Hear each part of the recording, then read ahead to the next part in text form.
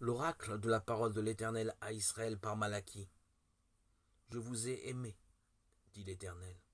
Et vous dites, en quoi nous as-tu aimés? En quoi avons-nous méprisé ton nom? Vous présentez sur mon autel du pain souillé et vous dites, en quoi t'avons-nous profané? En ce que vous dites, la table de l'Éternel est méprisable. Malachie 1, 1 à 7.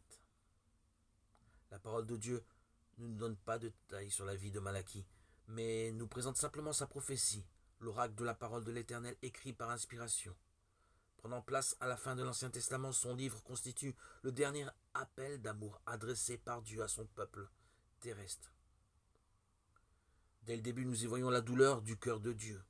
Il avait aimé son peuple, et les appels qu'il lui adresse montrent clairement qu'il l'aime toujours.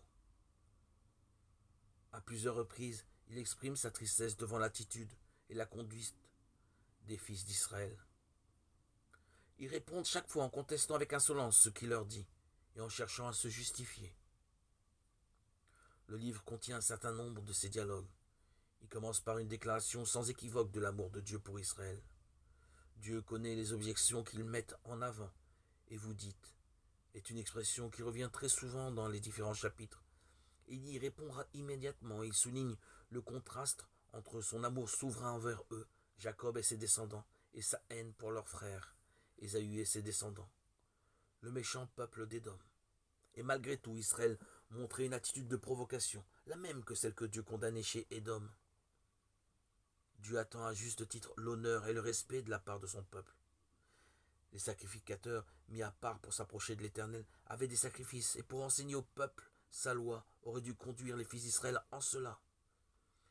Mais ils méprisaient le nom de Dieu, n'avaient pas à cœur sa gloire. Leur service n'était qu'une forme de piété. Ils offraient à Dieu des animaux boiteux, aveugles, malades, qu'ils n'auraient pas osé apporter à leur gouverneur humain. Et nous, honorons-nous vraiment Dieu?